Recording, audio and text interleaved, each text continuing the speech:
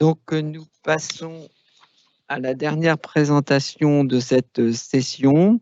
Il s'agit de MNHM Tree Tools from Sequences to Phylogeny. La présentation sera faite par Thomas HK. Bonjour, vous m'entendez? Donc, Oui. je suis en train de partager mon écran. Attendez une seconde pour que je peux vous présenter le slide. On est bon? Vous voyez mes slides? Oui. C'est parfait. Attendez, je vais vous mettre à côté. Voilà. Bon, bonjour. Donc, du coup, je vais vous présenter MNHM Tree Tools. Voilà. Donc, c'est un logiciel que j'ai développé essentiellement, effectivement, comme le titre le dit, au MNHM. Et qui, comme on dit, fait l'investigation de, comme on dit, des séquences nucléiques. Voilà. Et donc, du coup, effectivement, qu'est-ce que ça fait? Donc, ça fait le clustering de séquences nucléiques, donc de séquences ADN essentiellement. Et ça permet à créer qu'est-ce qu'on appelle l'arbre de la vie. Voilà. Et également, par exemple, comme on dit, inférer la phylogénie du Covid-19. Voilà, qui est peut-être très à la mode à l'instant. J'essaie, voilà. Et donc, du coup, c'est pas que seulement ça. Donc, on peut, comment on dit, donc c'est toute une API, en fait, en C, si on veut retraiter des fichiers FASTA. Donc, on peut faire, effectivement, calculer des camères, l'analyse par composant principal et compagnie, et plein de choses, en fait. Donc, si vous avez des bases de données sous fichier FASTA, ça peut vous être utile. Voilà. Donc, du coup, on a, comme on dit, donc c'est à part de ça, en fait, il y a un manuel, il y a un article autour de celui-là qui est passé. Il y a aussi, comme on dit, un site web où vous trouvez effectivement toutes les informations que je vais vous présenter. Et donc, du coup, comment ça marche? Qu'est-ce que c'est? Donc, en fait, si vous avez un fichier FASTA avec comment on dit, avec des séquences ADN, vous pouvez commencer à utiliser celui-là et donc ça fonctionne en calculant qu'est-ce qu'on appelle des vecteurs de camère. Et donc des vecteurs de camère, c'est effectivement c'est une représentation, si vous voulez, d'une séquence ADN ou ARN, comme on dit, qui est indépendante du longueur de la séquence. Voilà, et à partir de celui-là, on fait une analyse par composant principal. Et donc, du coup, je vais passer là plus vite. On ne veut pas. Allez.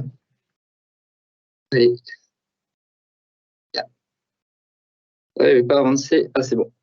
Et donc, du coup, on fait une analyse par composant principal sur ces vecteurs de camère. Et donc, du coup, c'est effectivement comment on dit, pour réduire la dimensionnalité, pour éviter la problématique qu'on a dans des séquences nucléiques. Vous imaginez qu'un ADN est très long et donc, du coup, vous avez un problème hautement dimensionnel pour réduire la dimensionnalité de ces données-là, en fait. Voilà. Hop. Et donc, du coup, je vais vous épargner un peu comment fonctionne la PCA, mais en fait, finalement, vous projetez vos données dans une espace réduite et dans cet espace réduite, effectivement, vous faites après du clustering. C'est tout à fait ça. Et donc, vous pouvez faire ça aussi, ça, c'est pas encore publié, mais on fait ça maintenant aussi avec un auto-encodeur. Donc, vous ne faites pas l'analyse par composant principal, mais vous utilisez un auto-encodeur pour faire la réduction des dimensionnalités de ces séquences-là, en fait. Voilà, donc ça marche également. Et donc, du coup, le prochain truc, c'est effectivement, je vous parle de la phylogénie. Donc, à partir de ça, effectivement, il faut aussi faire, comment on dit, faire un arbre après. Et donc, l'idée, c'est effectivement, vous avez votre jeu de données de séquences d'un côté là sur ce diagramme. Et après, vous voulez avoir comment on dit, une arbre, entre guillemets, qui vous dit, qui vous infère un peu la phylogénie, quelles sont les séquences les plus anciennes, quelles sont les séquences les plus neuves dans votre jeu de données.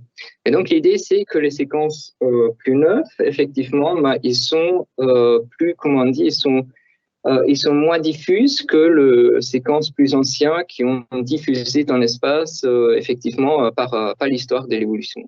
Voilà. Et donc, du coup, on fait ça. Et donc, du coup, effectivement, ça, c'est basé sur l'algorithme qui est très connu, qui s'appelle DeepScan.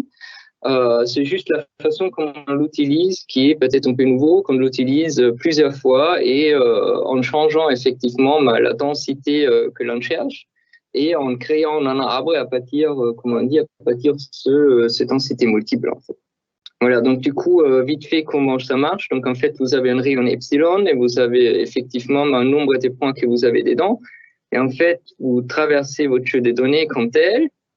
Et du coup, dans ce cas-là, vous avez trouvé, excusez-moi, deux clusters, voilà, qui sont faits sur cette chute de données. Mais effectivement, si j'aurais changé le rayon d'epsilon, j'aurais trouvé des clusters différents, ou peut-être qui auront mergé. Et donc, du coup, je peux, à partir de plusieurs rangs de DB-scan, effectivement, créer cet arbre où ou des effectivement, où des clusters qui sont plus denses, en fait, sont impliqués dans des clusters qui sont plus diffuses.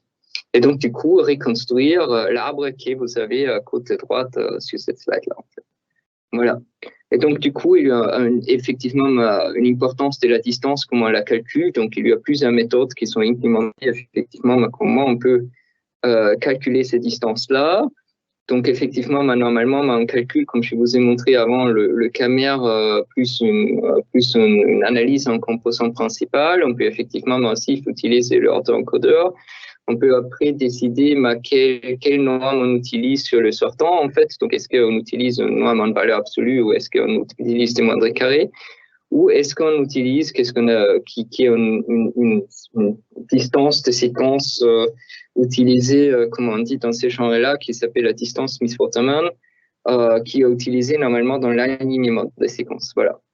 Et donc, du coup, on fait ça. Et donc là, vous avez un récapitulatif très vite de l'algorithme que je vais vous épargner là. Vous regardez ça dans les slides après. Et donc, du coup, pour vous, intéressant pour ici, peut-être plus intéressant pour cette conférence, c'est qu'on a fait effectivement tout ça pour que ça fait pour qu'on peut traiter des millions de séquences. On a besoin d'optimiser ça, donc on a fait la parallélisation, je dirais, multi-échelle. Donc, on a fait effectivement la parallélisation par vectorisation dans le code des calculs qui sont des parties là, donc le calcul de camère, la ACP et des BSCAN. Et à partir de ça, donc une fois qu'on a fait cette parallélisation-là, vous faites effectivement tout un multithread, voilà, et vous pouvez faire effectivement, donc du coup, vous avez déjà à deux échelles la parallélisation. Et une fois qu'on a fait ça, on a fait effectivement aussi GPU et effectivement MPI pour avoir les multinœuds. Et donc du coup, on a porté ça sur des GPU et aussi sur MPI pour faire tourner cet outil. On arrive quand même à saturation si on utilise malheureusement plus que 4 nœuds avec 4 GPU, donc on a trop de communication à l'instant, mais à partir de ça, on arrive quand même à traiter des séquences, des millions de séquences assez rapidement, je dirais, à moins d'une journée pour inférer la phylogénie. Et donc, juste pour finir assez rapidement, qu'est-ce que ça donne? Donc, vous avez, vous ici, comment on dit, un arbre de la phylogénie. Donc là, vous avez l'arbre de la vie. Donc, vous voyez des différentes espèces qui existent sur Terre, voilà, qui a été calculé avec cet outil-là à partir des séquences génétiques, voilà. Et donc, on fait ça aussi plus intéressant maintenant pour le Covid. Donc là, vous avez un arbre phylogénétique qui a été calculé avec le Covid à partir des données séquences Covid. Et vous avez, comme on dit, effectivement, ici indiqué la variante alpha et la variante delta dans cet arbre-là qui était calculé avec cet outil-là. Voilà. Donc, je remercie effectivement le muséum d'histoire naturelle pour Anna Abadini financer cette projet. Effectivement, mes collaborateurs et ils sont malheureusement pas sur le slide, mais effectivement l'université de Reims Champagne-Ardenne, donc qui nous a permis à tester, à faire tourner sur le cluster Romeo tous ces outils-là. Voilà. Merci. Merci pour votre exposé, pour votre présentation, pardon. Nous avons une question dans l'auditoire. Bonjour. Vous n'avez pas bien détaillé justement votre utilisation sur les ressources de calcul de l'Université de Reims-Champagne-Ardenne, j'imagine le Mésocentre. Est-ce que vous pouvez nous en dire un peu plus là-dessus? Qu'est-ce que vous avez utilisé? Combien de temps ça a duré? Des choses comme ça? Oui, donc effectivement, on a utilisé des nœuds qui ont chacun 4 GPU. Voilà, donc je crois que c'était des A100, si je ne me trompe pas. Voilà, ça devrait être ça. Sur ces A100, on a effectivement fait surtout, comme on dit, surtout des calculs avec la distance Smith-Waterman parce qu'elle est plus longue à calculer que faire la ACP et effectivement après prendre la distance en L2. Et pour je donnais, je vais dire, des 200 000 séquences pour inférer un arbre. Ça a pris, je dirais, 4 jours, 5 jours, en fait. Voilà.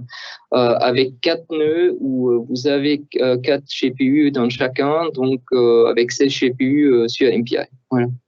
Merci. Voilà, pas de souci. J'ai une question de quelqu'un qui n'est pas du tout spécialiste du domaine. Il me semble que le début, c'est le séquençage, et je crois savoir que les séquenceurs, la technologie des séquenceurs varie très très rapidement. Est-ce que ça risque pas de poser des problèmes? Je précise que je ne suis pas du tout spécialiste. Non, je comprends très bien. Comment on dit, donc moi après, si vous voulez, mon algorithme, effectivement, il passe après le séquençage.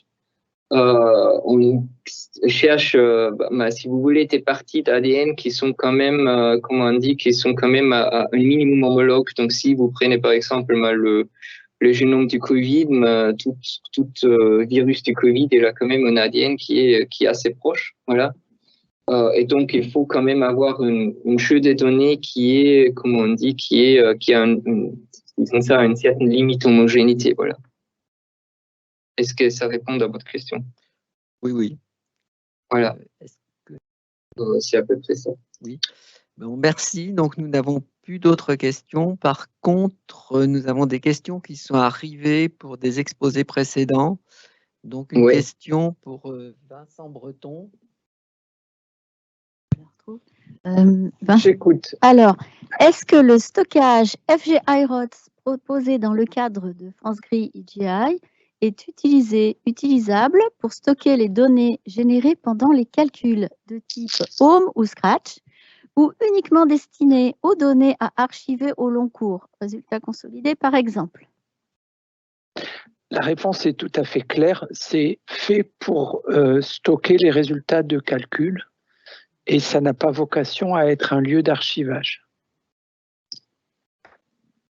Merci Vincent, merci à tous les orateurs. Nous n'avons pas d'autres questions et je passe la parole à Didier, peut-être, non? Oui, si tu veux, il n'y a pas de problème. Donc c'est le début de la pause, on se retrouve à 10h55 pour la suite des GICAD. Voilà, on est 60 participants maintenant, on espère vous retrouver au moins aussi nombreux tout à l'heure à 10h55. Merci à vous.